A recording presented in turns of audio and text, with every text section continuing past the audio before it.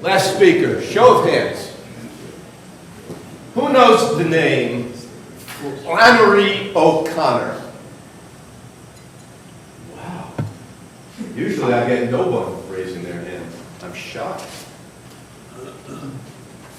I'm going to talk about one of the greatest writers in American history that nobody knows, or very few people know. Flannery O'Connor, born in Savannah, Georgia in 1925, wanted to be a writer almost from birth. By the time she was done writing, she had produced some of the best works in American history. Wise Blood, The Violent, Bear It Away, Good Man is Hard to Find, Everything That Rises Must Converge. 1972, the National Book Awards named her the best short story fiction writer in the history of America. In 2009, the internet did the same thing. 2015, the post office made a commemorative stamp for Flannery O'Connor. Why does no one know her? And the answer is simple, folks. When she was 26 years of age, 1951, she was diagnosed with systemic lupus. The doctors told her, "You got 5 years to live." She wanted to be a writer. She did some critical reviews, but she wasn't a writer at that point. And she got to writing. When someone tells you, you got 5 years to live, you know what you do? You get your ass off the damn nail. And that's exactly what Flannery O'Connor did. And she produced some of the greatest works in history. What would you achieve if you knew you only had 5 years to live? Now, Flannery O'Connor did not have 5 years. She had 13. She died at 39 years of age, not knowing she would become a very famous writer that no one knew because she only had 13 years. Hemingway had 40, she had 13. And yet, think about it, folks. If you knew you had 5 years, would you get your ass off the nail? And the answer to that question is you better believe you would, I promise.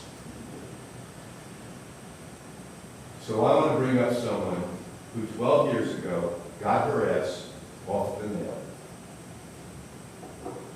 Cifaldi knew at a very young age she had a very unique talent. And I mean unique. She could talk to the dead. She could diagnose health issues with someone at 4 years of age, and she was more accurate than the doctors. She had conversations and visions none of us will ever have or see in our life, ever. And when she was introduced to me, I said, "Oh my God, no, not another psychic medium. Please, God, don't do this to me." They're all Fruit Loops, I thought. Now, I was very respectable to her when she came to the castle with a group of ghost hunters named Paraseekers. But I thought she was crazy. And those of you who know the castle well know there is a story about the ghost of Bill Beatty, featured in Unsolved Mysteries, featured in That's Incredible. So a lot of people know the story. He built the castle in 1920, and he died before it was completed, and many supposedly have seen his ghost. So when I met Laura, and we were talking a little bit, she went into almost a trance-like state. And she said to me, "Bill Beatty is here. And he's with the love of his life, Nancy, or Nana." I want you to remember those words. Love of his life, Nancy, or Nana. And I said, "Oh my God, she's a few fries short of a happy meal." Why? Because Bill Beatty's wife was named Sarah. And he was a loyal man who would never, ever cheat on his family. Oh no, not Bill Beatty. He was pure Americana, do it the right way. So I was kind of dismissive. Didn't buy into any of this. 2 weeks to the day, to the minute later, Paul Beatty, great-grandson of Bill Beatty, the ghost, good friend, sends me some startling news. See, he went through a DNA test, and he wrote to me they found a perfect match, 2 sisters in San Diego. That doesn't make sense. The Beattys have always been in the North Atlantic states. They never left. And this is 5 generations now. They never leave. They're always there. How do you have a perfect match in San Diego, California? I mean, 100% match. Well, everyone got together at the castle, and we discovered that Bill Beatty was not quite the great family man we all thought he was, because he had a double life. He had a mistress in New York. They had 2 children together, who had children, who had children, who went to San Diego and had children. And then I opened up the picture Paul Beatty sent to me. And the picture said, Nancy and Nana's wedding. And I went, God damn it, she was right. Laura's one of the most incredible people I've ever met. We've brought her to the castle numerous times.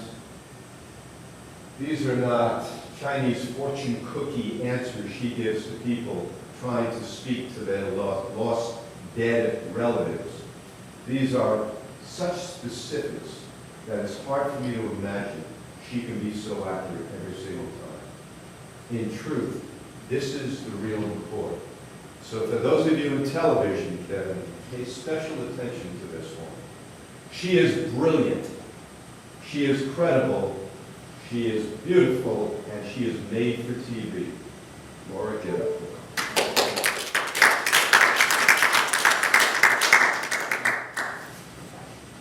Hi.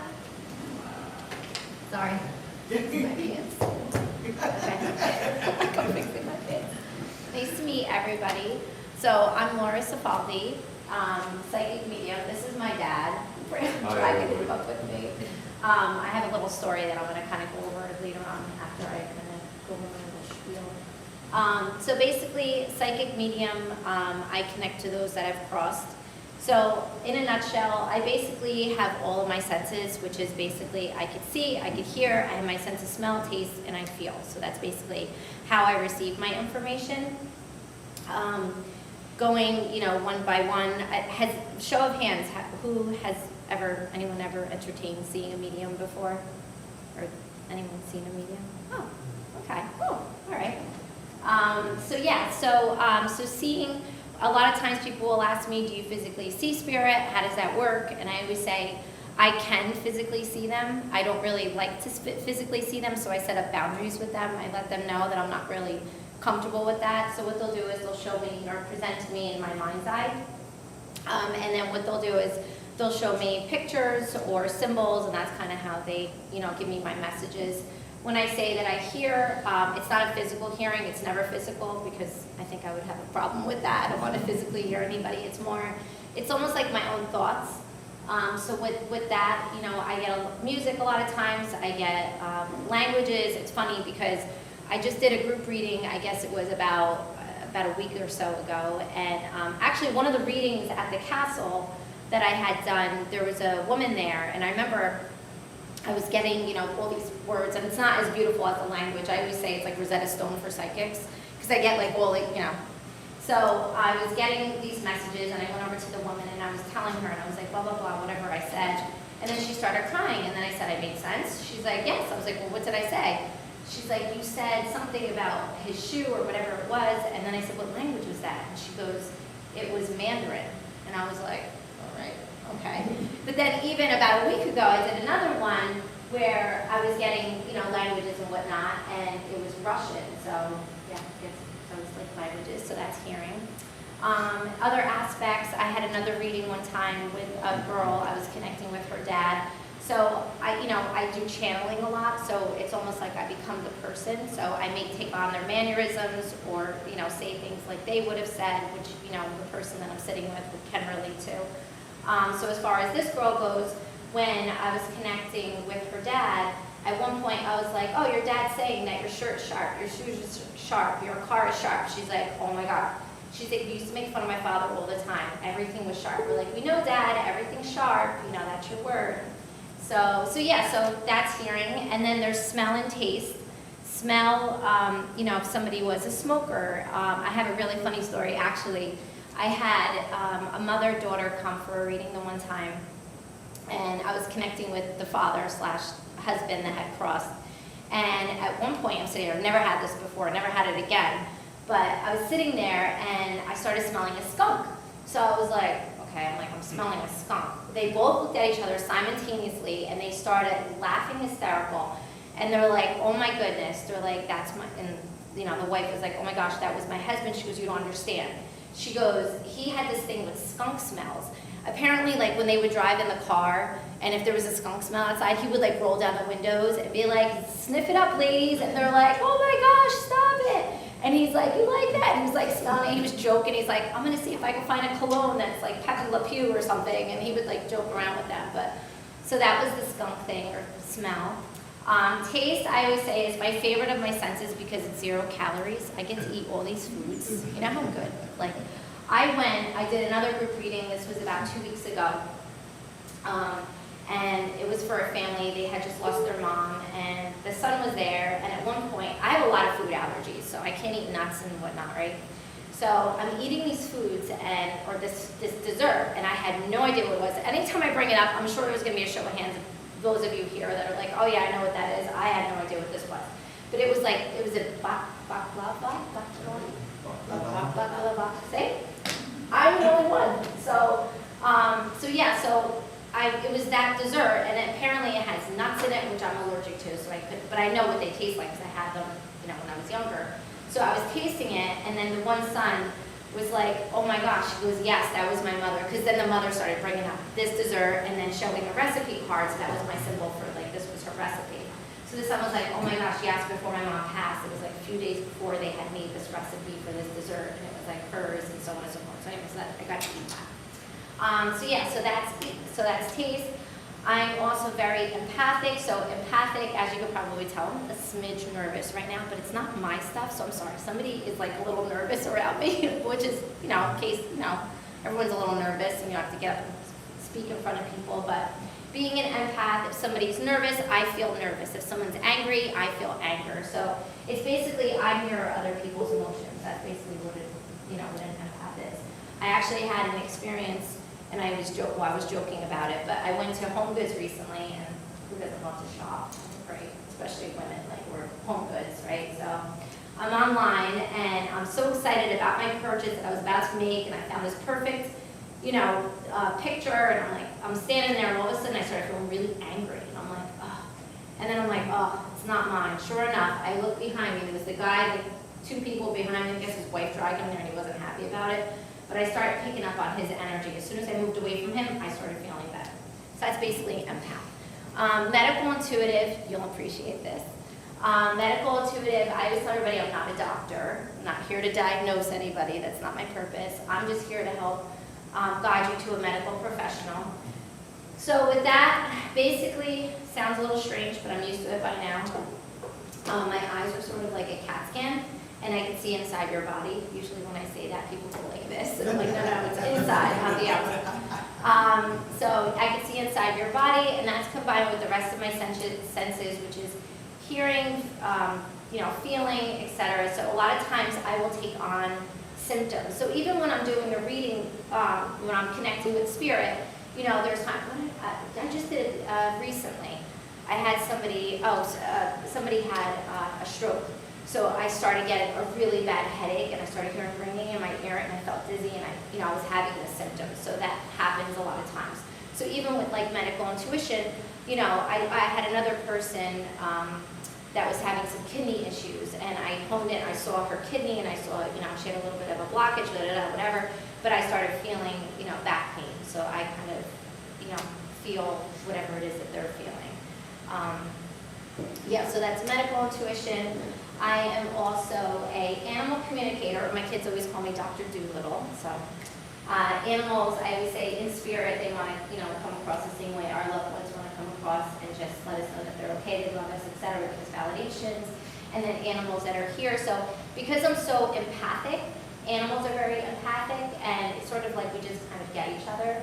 So I have a really funny story with this one. It actually happened 1 year to this month.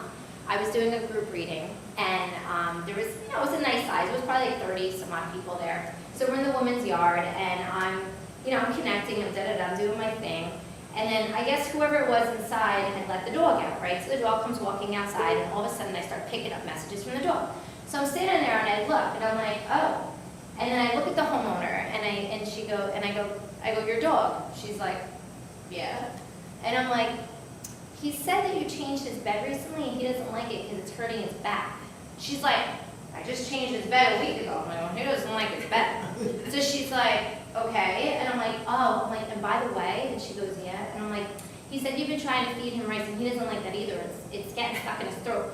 So she goes, I've been trying to feed him rice, and he doesn't like that, and he won't eat it. And I'm like, yeah, he doesn't like that either. So the funny part with the whole story, and I got a kick out of it, maybe you guys will get a kick out of it too, but I guess you had to be there, was anytime the dog came out, anytime thereafter, he came walking outside again, there was like sprinkled voices in the crowd that would just go, oh, look, here he comes again, he wants to yell at you about something else. It was so that, and then when I always tell people that story, like when I do my little spiel before I do my readings.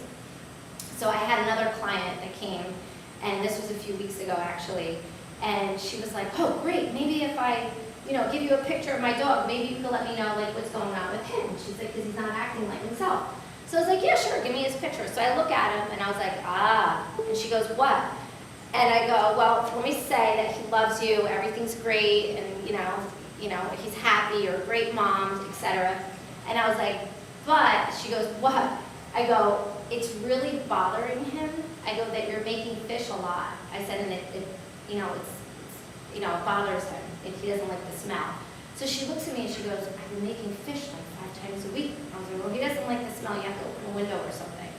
And then she goes, okay. I said, oh. I said, and you have the news on all day. I'm like, that gives him anxiety. He doesn't like that. She's like, I leave the news on all day long. That's all I watch. I was like, well, that's what's going on with him. So anyway, so that's the animal thing. I like to share that. But even like with my own, I have a Yorkie at home, and sometimes I forget that because this is like so innate, so natural sometimes that I'm like, oh, I can hear them. My mom had taken my dog, just being busy and the kids and everything.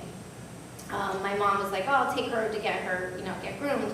So it was a new groomer, and she came back, and she's only 4 pounds, so she's really little. And when she came back, her whole body was shaved, and her head was full. She looked like a lion. I'm like, what did they do to her? Like, what is this haircut? So my son came running over. He's like, oh my God, she looks like a rat. And I'm like, shh. All of a sudden, I could hear her, and she kind of got really sad, and she was just like, kind of like, I look ugly. I'm like, no, you have to tell her she's beautiful. I was like, tell her she's beautiful. So that's, the connecting with animals.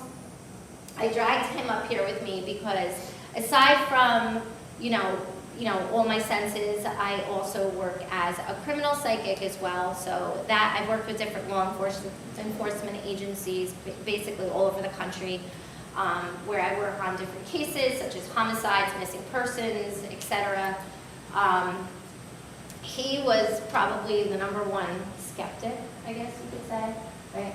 He's a now retired police officer.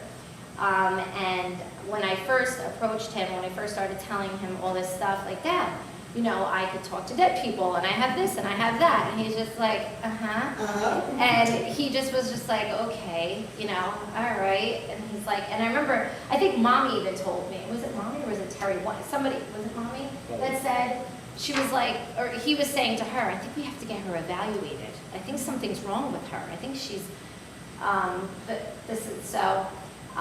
when I remember just backtracking a little bit when I was in I would say like in my 20s. Well, actually, let me backtrack even further, sorry. I first started recognizing that I had a gift. It was around the age of 4.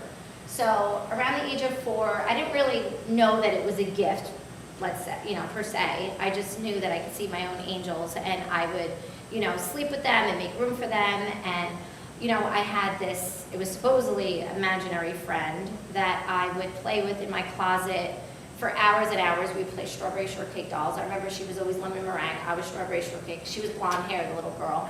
And even when I talked to my mom about this, like as I'm older now, my mom's like, yeah, she goes, yeah, you used to sit in your closet for like 3 or 4 hours.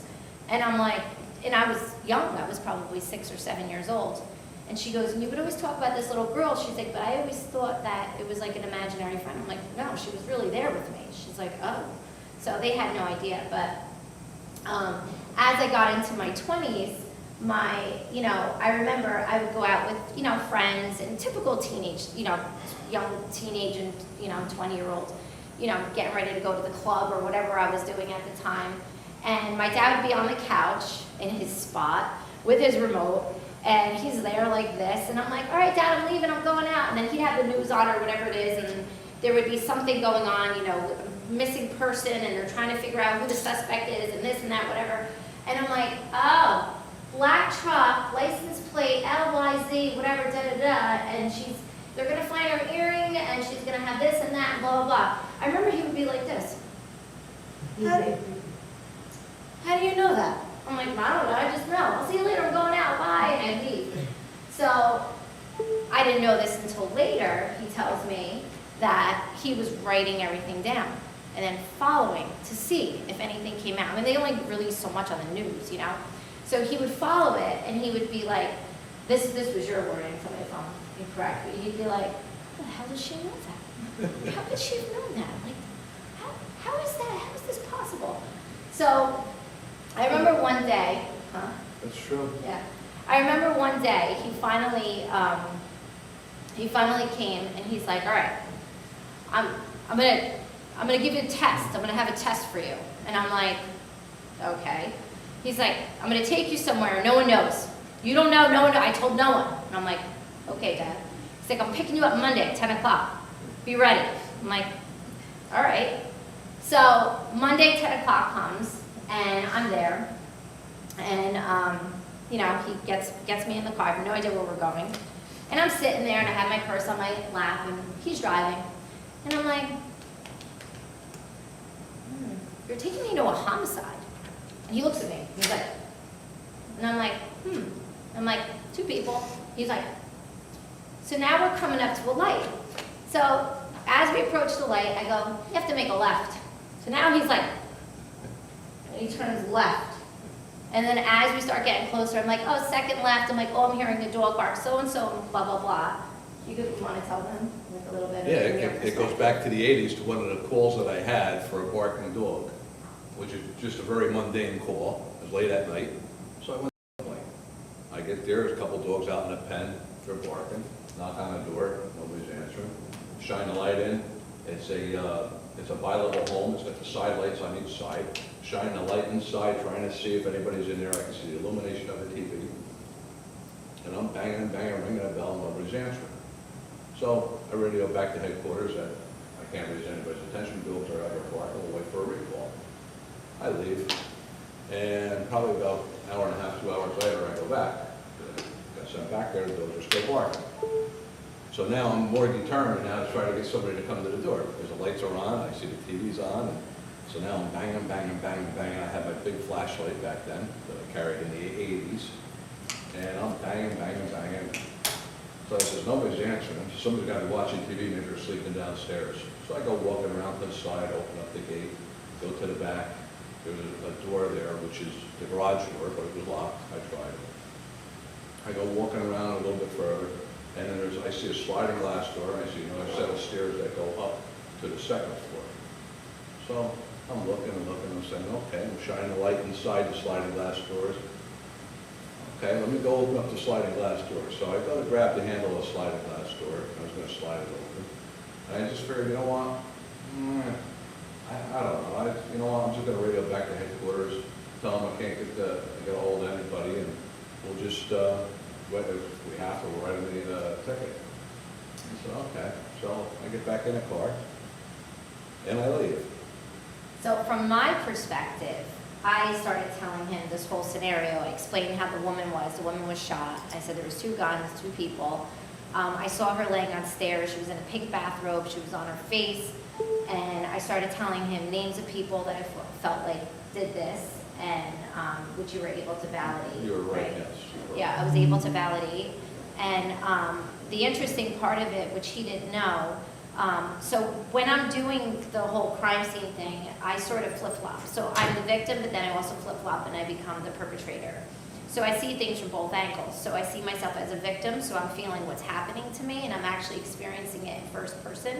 So if somebody was shot, I feel like I'm getting shot. If someone was strangled, so on and so forth. I don't want to be graphic, but so then with the perpetrator, what I then saw was I saw myself crouching down in the kitchen with the gun, and I saw this light coming into the kitchen, and it was my father. It was his flashlight. So had my father have opened that door, he would have been shot, and he probably wouldn't be here today. So I gave him that perspective with that. But then, So 2 days later, we get a call to go back to the house, and because the family's there, they couldn't raise anybody's attention. So we go back to the house, and we get entry, and when we get entry, we see that there's, the wife is laying on the stairs as we go in, and the husband's up on the landing. So they're both killed, both shot, 2 different caliber weapons, and it's later determined that, according to the coroner, that sometime between the time that I was there the first time, maybe 12, 1 o'clock in the morning, whatever it was, the 2 nights before, my initial call, and the second time that I was there was probably when the homicides occurred. So, putting that together with what Laura says, had I opened up that sliding glass door, or whatever told me don't open it, I didn't open it. So if I did, I probably wouldn't be here talking to you right now. So needless to say, that So- just left him. He No. was like, okay, what was that? Now I'm her biggest advocate, I could say. You were, but then you were even still, he was even still like, no one's ever 100%. That's okay, 98%, but how is this? So I then started taking him on cases that I would work on. And even through the process of doing the cases, he's like, how did you know that? Right, you were still like, remember the whole I thing? know. It's amazing to me. Yeah. I So- can't explain it. So that's the criminal aspect. The paranormal stuff, I do just for fun. I know it sounds, for me it's fun anyway. I want to circle back just for a minute. So, me being a psychic medium, I have 3 children. So my daughter Sabrina, who is 15, my daughter Gianna is 13, and my son Mateo is 9. All 3 of my children are psychic mediums as well. So my house is very interesting, to say the least. It's not typical, right? So, we're like everybody else. We have family dinners. It's just a little bit different in the sense of when we have game night, for instance, during the whole pandemic. I introduced the kids. I mean, nowadays, nobody really plays board games anymore. I know I didn't. I should be ashamed of saying that, but it's true. They're more on their, smartphones and tablets or whatever they're on. But I was like, let's play a game of Clue, right? Some Clue. Everyone plays Clue. So, so my kids are like, oh, what's that? I'm like, well, you have to guess who the murderer is, and the room, and how they did it, and etc. So I explained the rules of the game, and we're all sitting around the table. I'm divorced, so I have my boyfriend is with us as well. So he's there, and we're all playing. And I picked the cards, and I tucked them under, and nobody saw them. It was just whatever. So I put them away, and we went around one time, and my daughter Gianna's sitting there, and she goes, I'd like to make an accusation. So everyone, the other kids at the table got so upset, and they were like, that's not fair, Gianna, you can't use your psychic ability. And Gianna's like, I'm not, I just want to make an accusation. So everyone's like, you're cheating, Gianna, you're cheating. And she's like, I'm not cheating, I just want to make an accusation. So I'm like, just let her make an accusation, that's fine. So I give her the cards, so she sits there, and she's like, and she lays them down one by one. And after she says, like Professor Plum with the candlestick in the library, whatever she said, and she goes, And then once she laid down the final card and she was right, that was it. They all threw their cards out. That's it, we're not playing this anymore, it's not fair. So that's basically, and then she did it again, the second round. So at that point, they all gave up, they didn't want to play Clue anymore. They were like, we're done. So this is basically, a common occurrence in the house. Instead of typical teenagers fighting over their hairbrush or whatever, you have one fighting over, read this person for me. What are they, is this the right one? And what is he thinking? And I'm not reading for you. You took my shirt last night and I'm not reading the picture. So that's kind of the banter that's going on with that. My son is very, very, very gifted. He sees a lot of, things that happen, premonitory things. So he'll come to me in the morning and he'll be like, Mom, this is gonna happen, that's gonna happen. And, it usually unfolds exactly the way he says. When I come home after doing readings, as you can imagine, sometimes I don't always do the right thing as far as like grounding or cleansing myself. So my kids always call them hitchhikers. They're like, Ma, you brought a hitchhiker home. My daughter, I had gone out to Wisconsin and we just, for fun, I go to these places just for fun. When someone says like there's this haunted, hotel, I'm like, where is it? I gotta go there. So I automatically just go, which, it's a hobby that I like, that we like to do. So we had gone out to this haunted hotel. I think it was called, you came with me actually. I did, I don't What was the name of it? I can't think of the name of it off the top of my head, but we had gone out there.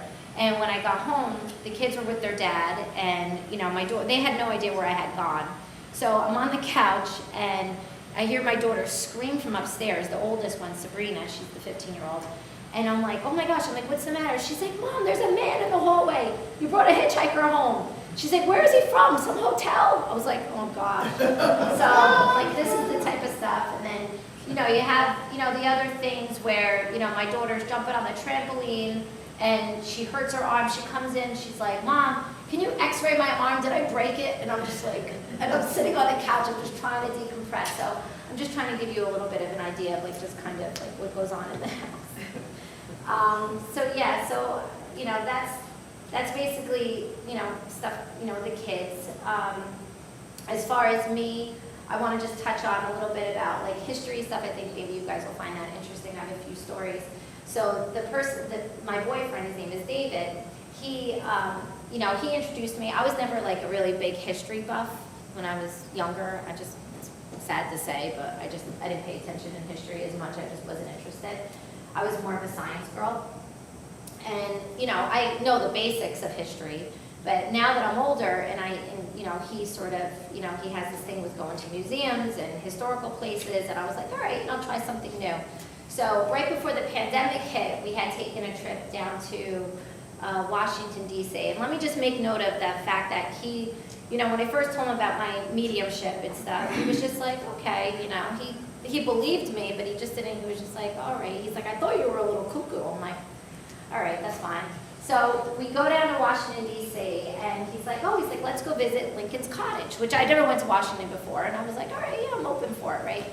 So we get to Lincoln's Cottage, and as soon as we walk in, there was like, they take you on the little tour, which was great. And we didn't go on it yet. We were getting ready to do it. And as soon as we walk in, I'm like, oh. And he's like, what? I'm like, Lincoln's here. He's like, what do you mean he's here? I'm like, he's standing right here. He's like, okay. And I'm like, he's going to take us on the tour. He's like, we're going on a tour. I'm like, yeah, but he's going to give us the tour. I said, oh, and he's telling me his slippers are in that room down there. And he's like, oh, okay.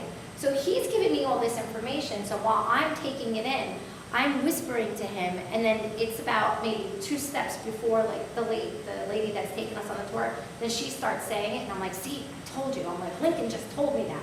And he's like looking at me like this. So, so Lincoln stuff, and then I had another, what was the reading? No, we went to another historical place. No, it was like a museum. And I can't remember, was it John Adams? Was it John Adams who had the? Yeah, I always forget. It was, I think it was John Adams. But anyway, we had gone to this other museum type like place, and I'm in there, and there was like all these artifacts and whatnot, and then they had like the border of all the presidents. And I heard somebody talk to me, and he was like, when I was leaving the room, he goes, bye, Laura. And I'm like, And then I looked and I saw who it was. I think it was John Adams. I have to look, I'm sorry, I can't remember who it was, but anyway, so he started stuttering, and then I said to my boyfriend, I was like, did you know, I'm gonna say John Adams. I'm like, did you know John Adams had a stutter? And he's like, how do you know that? I'm like, because he just said goodbye to me. I'm like, he just stuttered my name. And he's just like, okay. We went out to the car and we Googled it, and we were able to find that he did. And he's like, how the heck did you know that? So yeah, so I don't know, I just wanted to kind of show you just different, other aspects of my gift and just how it's incorporated in everyday life. Oh, I have another really funny story too. We went up to this upstate New York. We went to what's the baseball where everyone goes for baseball? Cooperstown. There you go, Cooperstown. We went up to Cooperstown, and he's like, let's go up there. He's like, they have like a lot of stuff up there. So it's like, all right, great. So we went and we stayed at this hotel. It was right on the water. It was really pretty. And when we were getting ready to leave, we were in the restaurant there, and we went downstairs, and I'm like, I'm just going to use the ladies' room. So I went into the ladies' room, and it was like a single, I think it was like for childcare or whatever it was. So I went inside, and there was a woman spirit in there. So she was sitting on the couch, and she was talking to me. So she's like, I love your dress, and she was saying dress. Meanwhile, I wasn't wearing a dress. I guess that was just how she was speaking. And she was asking me if he was courting me and this and that and blah, blah, blah. And I'm like, no, she told me she likes my hair, telling me all these things. And I was like, all right. So I come out of the restroom, and I'm still like thinking about what she was saying, and I just didn't think to like mention to my boyfriend that it was a spirit. So I'm like, oh, the lady in there was really nice. She was telling me I have really pretty hair. And I was like, I can't think of what courting means. I'm like, what? He's like, courting. I go, yeah, she said courting. He's like, that's an odd word to use. I'm like, I don't know. And she asked if we were dating or we were married or we're courting her. And I'm like, let me look that up. And everything is Googled with me. If I don't know something, I always Google it. So I started Googling it. And then after a few minutes, he's still sitting there. He's like scratching his head. He's like, why would she use that word? I'm like, Dave, she was a ghost. He's like, oh, it was, I was wondering. He's like, because I saw it was a single person bathroom. Because I knew you were in there by yourself. I couldn't figure out what the hell you were talking about. He's like, how could there be somebody in the room? I was like, Dave, she was dead, Dave. Like, she's not here, Dave. And then he's like, oh. So sometimes I forget that, I just start saying stuff. But in any case, so those are just like little stories. But what I'm wanting to do is a docu-series, basically, of myself and my kids. And, yeah. Thank you.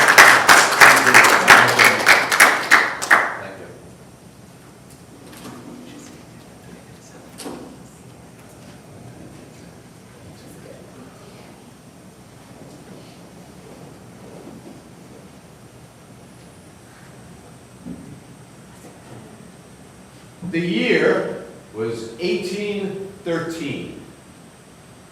Young man, not even 18, was just starting university out of Nashville, Tennessee, then called Columbia, Tennessee.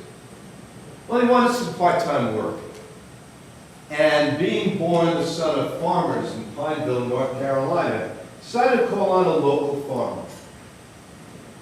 And the farmer looked at him and said, you're an industrious young man. I'll hire you part-time. And since work starts early in the morning, sleep in the hayloft in the barn. And he did. And every day he was up bright and early, and every day he worked hard, and every day he was diligent. Damn it, he was good. But then, even though people joke about it, he fell in love with the farmer's daughter. And in this case, the farmer's daughter fell in love with him. And they spoke more and more about their lives together, that eventually they'd take over the farm, that eventually they'd be successful farmers, that eventually they'll have money in their life, and that eventually they'll make a difference in the world. Life was already set, wasn't even 18 years of age. This is 1813, folks. Whatever the father said went. So the two of them very nervously approached the father. And they professed their love for each other and how they wanted to stay on the farm and build it and make it something great. And they expected the father's blessing. Anyone want to take a guess what they got? They did not get the father's blessing. As a matter of fact, the father was pissed. You don't come from great money. You don't have any great ambition. You have no great talent. You're not worthy of my daughter. Get the hell off my farm right now. Now, as this young man walked away, nowhere is it recorded what he was thinking. But everyone here knows. Everyone in this room knows exactly what was going on in that head as he walked away. You miserable, disgusting, backwoods, fly-scratching, bottom-feeding, blood-sucking, parasitic cesspool. Boy, will I show you. Not worthy of your daughter, boy, will I show you. 32 years later, the now very old farmer decided to take down the old barn and rebuild it. And he got to the hayloft where nobody had been since that young man was thrown off the property 32 years earlier. And he was aghast to find out that this young man had the unmitigated gall to etch his name into the wood in the hayloft. The year was 1845. One can only imagine what the farmer thought staring at the name. The name he read was James K. Polk, who, in 1845, was serving his first year as the President of the United States. The world, folks, will knock you down. The world, quite honestly, will beat the living shit out of you. I promise you, that's the truth. And what will get you up every single time is inspirational dissatisfaction. Find the great purpose. Recognize you have a limited period of time to get it done, and get your goddamn ass off the nail. Thank you.